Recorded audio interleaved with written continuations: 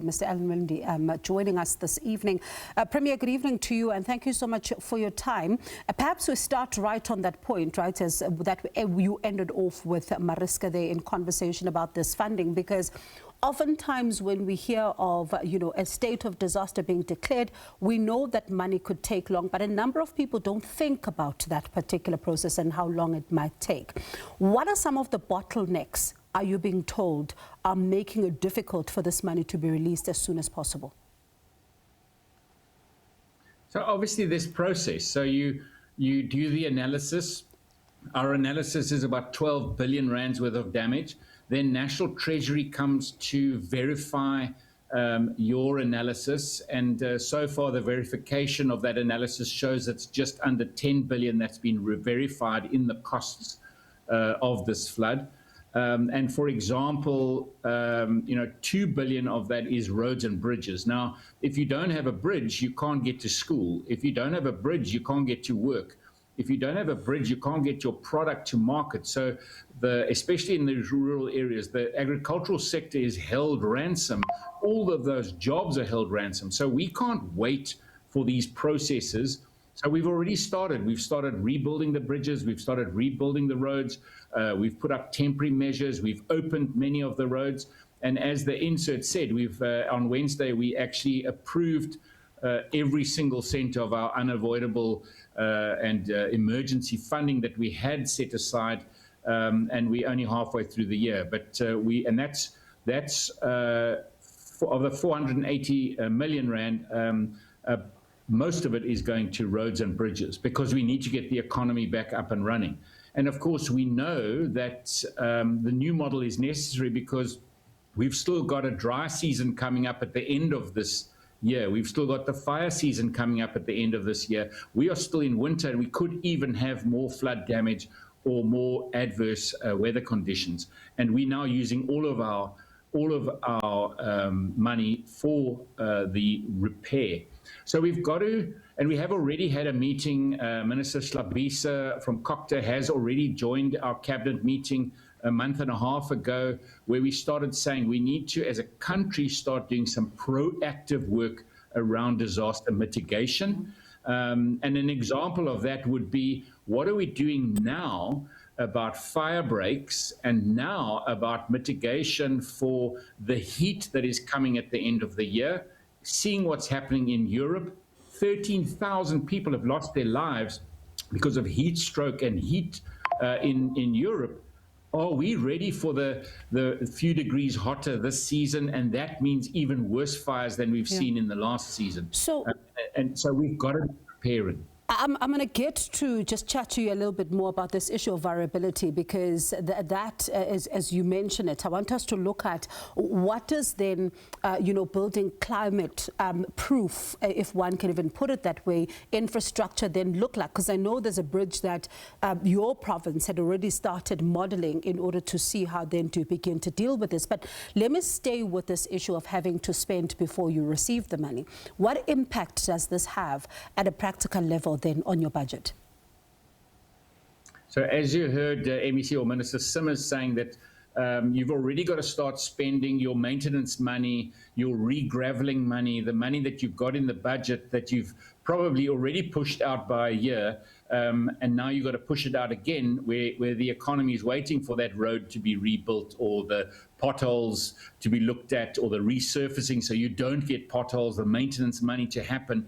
And also based on economic analytics that says there's a whole lot of new businesses in this region, and we need to be able to get to market. So we've got to make sure the road infrastructure can take it. Now, that money can't be spent on that plan because we're spending it on rebuilding from the damage. And we understand, this is, as I've said earlier, this is happening across the country. So we need a new model. I think that model must look at proactive analytics that says we're going to put extra money ahead of time into fire breaks. Yeah. We're going to give you some extra money to build bridges differently because we see the following 3 bridges are at risk. We've already shown that, and it costs probably 30 to 50% more to build that bridge. We've built a bridge already in Ashton, which does not have pillars now into the river, so it's been tested already, it doesn't wash away. We rebuilt the road into Citrusdale, where we built extra culverts into the on-ramp to the bridge. So when the floods came, and this year the flood was a 1 in 200 year flood, that bridge did not wash away this year because we put the extra money into those mitigations. But we lost many other bridges that we've got to build back now as quickly as possible. It would be nice to have proactive budgeting to build those bridges differently, so that we mitigate the risk, because you build it and then next year you've got to build it again. That doesn't make financial sense. It doesn't make economic sense for our country. It doesn't make sense for jobs and the future. And I suppose it speaks to, do not only focus on recovery, as you say, but it's important that communities are also finding themselves in spaces where they're able to at least be safer and better equipped to withstand, these future shocks. So from a provincial perspective, what becomes for you the critical aspects right now that if you were to look at, for example, proactivity to try and make sure that you are disaster ready? You've just touched on El Nino, the El Nino effect, for example, and the heat that is much of great concern. But we speak about the droughts as well. We speak about fires. We speak about potential rainfall. So where do you begin? Where are some of your, targets right now?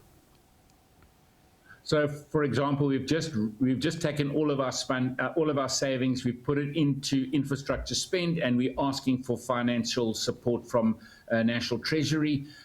We actually will be having a meeting with the National Minister to reinforce this in the next short while. But on Monday, I've already asked our teams to go and have a look at mitigating risk for the dry season coming up.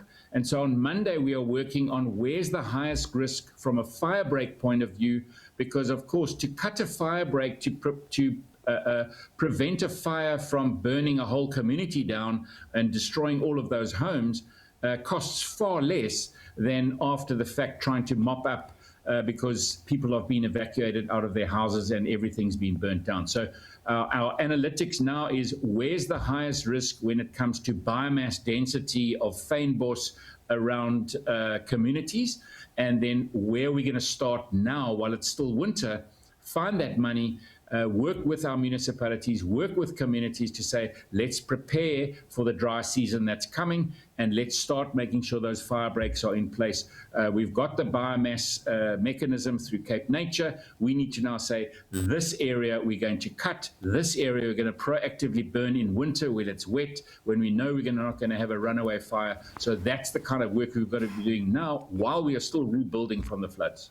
Yeah, it sounds like there is, that planning that is needed to consider both infrastructure as well as social realities. But appreciate your time. Let's see then how the progress goes, and I suppose then speak about this new model, whether or not COCTA is really considering this. But thank you for speaking to us and giving us an update. The Western Cape Premier there, Alan Winde, you'd remember when we spoke to him when the flooding was currently taking place, he did promise that he's going to come back and give us an update as to the damage and how far they are going as a province to try and, speed up the process of helping the rebuilding. So we'll continue then to monitor this developing story, because it does seem like there's a lot of work that still needs to be done.